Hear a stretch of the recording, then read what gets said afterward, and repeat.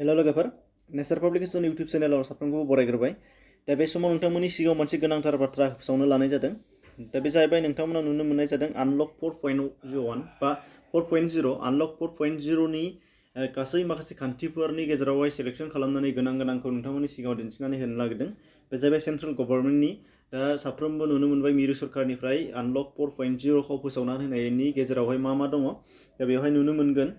आरो बेनि अनगायैबो नोंथांमोना साबसिनै मिथिनो लुबैदोंबा पिडिएफ फाइल बिथांमोननिफ्राय फोसावखानायखौ नोंथांमोननि डिसक्रिपसनाव लिंक होनाय जादों, बेजों थांनानै नायनो हानाय जागोन गावबागावनो।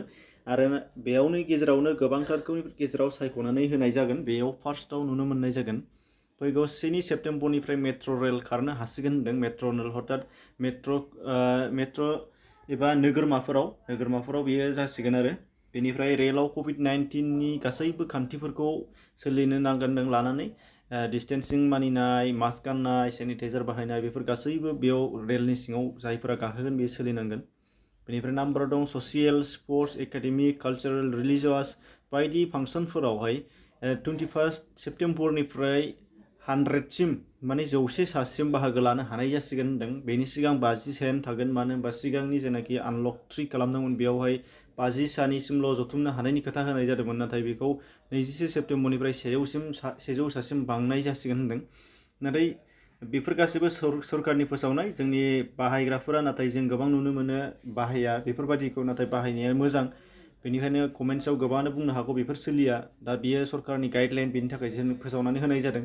दा बेहाय नुनो मोननाय जादों नाम्बार 3आवहाय दानिया अपेन एयार थियेटारफोरा 21 सेप्तेम्बरनिफ्राय खुलिनो हासिगोन होनदों, नाथाय सिनेमा हल बायदिसिनाफोरा बियो अफ जाना थागोन। बेनिफ्राय 4 नाम्बाराव दङ सोलोंथाइनि फसंथानफोरा 30 सेप्तेम्बरसिम बन्द' थागोन होनदों, माने क्लास जानो मोननाय नङा होनदों। खुलिनाया खुलिबाबो टिचारफोरनि थाखाय थागोन, नाथाय क्लास जानाय नङा। बेनिफ्राय अनलाइन क्लास लानाय, डिस्टेन्स लार्निं, बे अपेन लार्निंफोरनिया बियो सोलिबाय थागोन होनदों। आरो फोरोंगिरिफोरखौ रायजो सरकारा बै फरायसालियाव नुजाहैनायाव 50% खालामनानै होनोबो हागोन होनदों। बेखौ गावबागावनि स्टेट गभर्नमेन्टनि आखायाव हगारना होनाय जादों।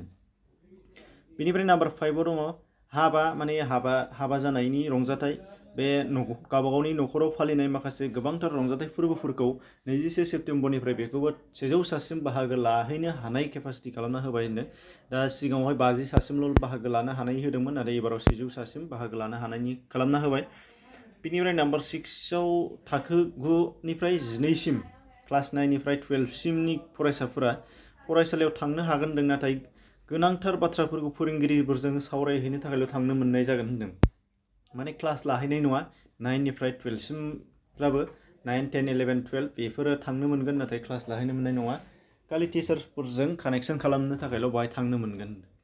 बेनिफ्राय हायार इडुकेसन जेरै पस्ट ग्रेजुवेटफोरनि थाखाय दा बाहाय रिसार्च स्कलार, प्रफेसनेल प्रग्रामारफोरनि थाखाय, लेबरेटरिनि थाखाय बा एक्सपेरिमेन्टेल वार्कफोरनि थाखाय दा बेयाव खुला थानांगोन होनदों। बेफोर खामानिफ्रा जाहैगोन। बेनिफ्राय नाम्बार दङ रायजोनि सिङाव एबा बायजोआव, माने इन्टारस्टेट आरो इन्ट्रास्टेट, बेयावहाय थांलाय फैलाय खालामनो हासिगोन होनदों। बेयाव जेबो हेंथा होनो मोननाय नंला, थैला। आरो बेयावहाय रावनिबो गनायथि लानानै थांनांगौनि गोनांथिबो गैला होनदों।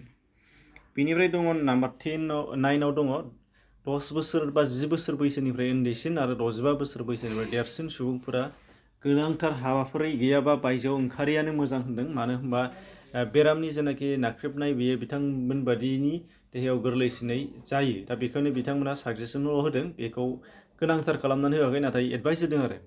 बेनिफ्राय नाम्बार 10आव दङ साफ्रोमबो पाब्लिक प्लेसाव मास्क गाननाय, ससियेल डिस्टेन्सिं लाखिनाय बेफोरो थाथारनो नांगोन, आरो स्पिडिंनाय, खुदै गारनाय बादिफोरा बन्द' खालामनाया मोजां होनदों आरो, नङाबा गावबागावनिनो खहा जागोन आरो।